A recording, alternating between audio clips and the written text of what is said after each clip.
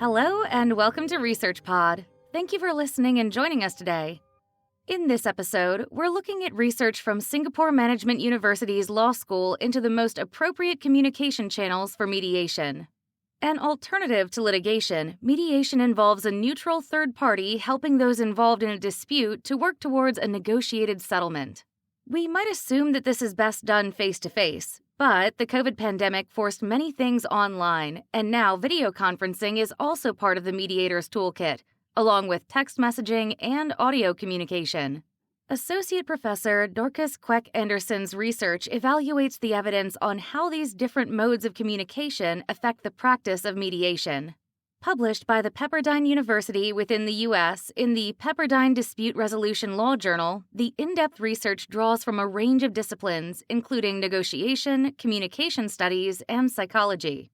We'll cover some of the key takeaways today, but for more on this far-reaching topic, please head to the journal linked in our episode description. So, what's involved in mediation?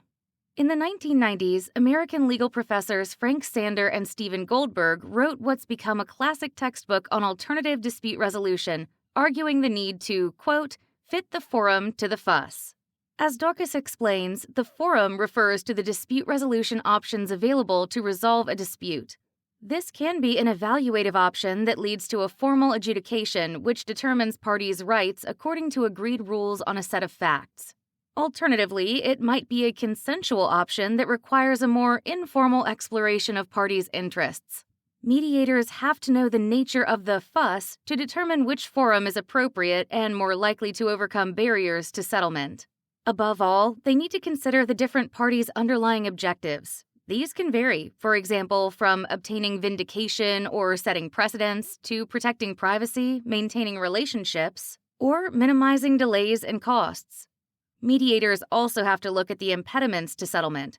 This might be poor communication between the parties, different views of the law or facts, or the desire to vent emotion or establish a principle. For example, one company might want to sue another for non-payment of delivered goods. A mediator would want to know whether the first company primarily wants to recover the debt or to reestablish the business relationship. If it's the latter, the consensual process of mediation could fit the bill. However, the impediment to settlement could be the two parties' different views of the facts, and this could suggest an evaluative process is needed. It might also be appropriate to save time and cost by beginning with mediation, and if necessary, moving on to evaluation.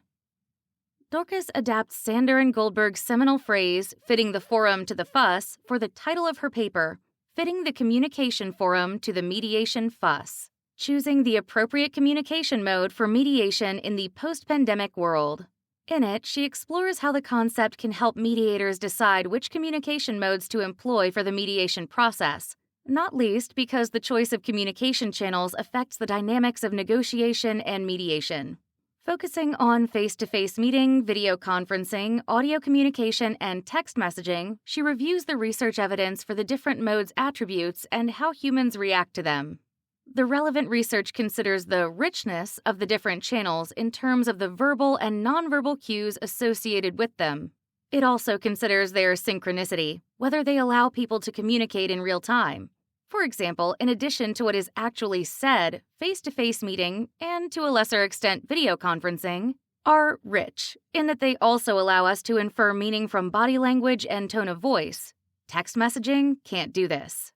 And while face-to-face meeting, video conferencing, and audio communication are synchronous and allow immediate feedback, text messaging, provided that it's not dashed off in anger or the middle of the night, can allow time for reflection and be edited before sending.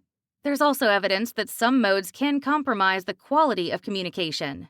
For example, despite its prevalence and convenience, people report finding video conferencing frustrating because they have to wait their turn to speak. As a result, participants may switch off, metaphorically if not literally, and even engage in other tasks while remaining on screen. Research has also shown that Zoom fatigue can also lead to participants becoming uncomfortable and continuously eye-gazing others as well as themselves. They may, in addition, be anxious about the way they present themselves online.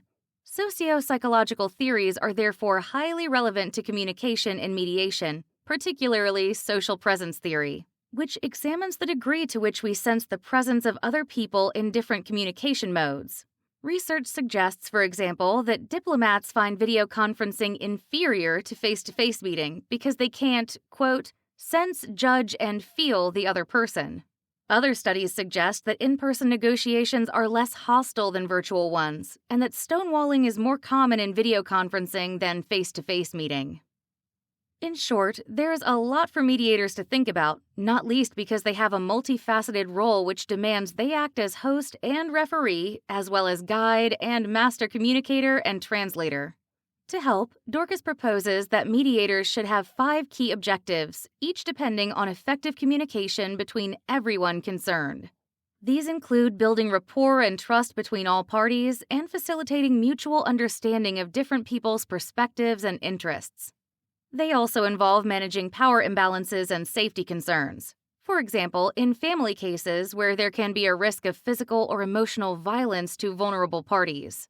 Another goal is procedural justice, ensuring that everyone has a voice and is treated with respect, and that both the mediation process and outcomes are perceived as fair. Last but not least, mediators need to encourage creative and collaborative problem solving. Dorcas finds that different communication modes are more suited to some objectives than others. She has also proposed a framework to help mediators decide which mode is most appropriate for a given objective based on the existing research. For example, rapport building is better when there is higher social presence and people have the opportunity to observe each other's nonverbal as well as verbal cues, such as in face-to-face meetings. Video conferencing does this to a lesser extent, but research suggests it's only marginally better than audio communication. Interestingly, research also suggests that audio communication is better than video conferencing at facilitating turn-taking in debate. Perhaps not surprisingly, trust takes time to build and is less likely to be gained if communication is confined to text messaging. Facilitating mutual understanding is linked to the participants being able to read each other's emotions, which is more likely to happen in face-to-face communication. When negative emotions and hostile behavior are issues, we might think it's better to keep parties physically apart, but evidence suggests that virtual negotiations can be more hostile than in-person meetings. Researchers have also found that text messaging and audio communication can be unreliable in transmitting emotions. As for the third objective, ensuring procedural justice, Dorcas finds the research literature has so far been mostly based on face-to-face meetings. For example, evidence from the criminal courts suggests that prisoners who take part in legal hearings via video conferencing don't always feel heard and can find the process disempowering. Similar effects might occur in mediation and could risk the legitimacy of the process. Managing power imbalances and safety concerns are particularly important in cases of intimate partner violence. In such cases, mediators might wish to have separate face-to-face meetings with the different parties, keeping them apart to reduce fear of emotional or physical intimidation. The evidence on video conferencing is mixed. On the one hand, it can be perceived as less formal and help to reduce tension.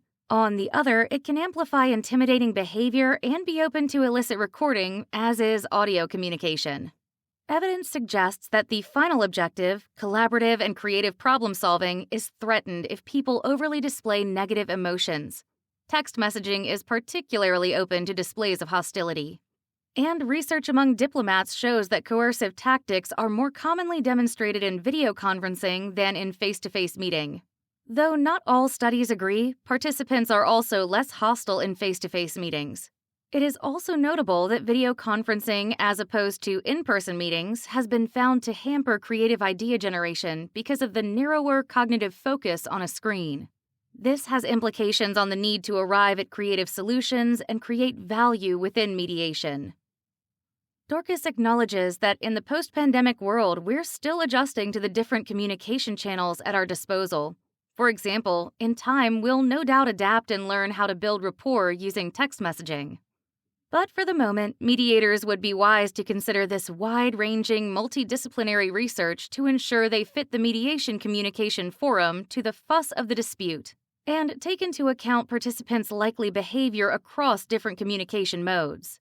As Dorcas concludes, mediators who are aware of the constraints and advantages of the different means of communication can proactively consider strategies to both overcome the difficulties and harness the benefits associated with them. That's all for this episode. While we've explored some key insights from Professor Quek Anderson's research today, there's a lot more to uncover. Check out the episode description for links to the ongoing research and further reading on this fascinating topic. Thanks for listening, and don't forget to stay subscribed to Research Pod for more of the latest science. See you again soon.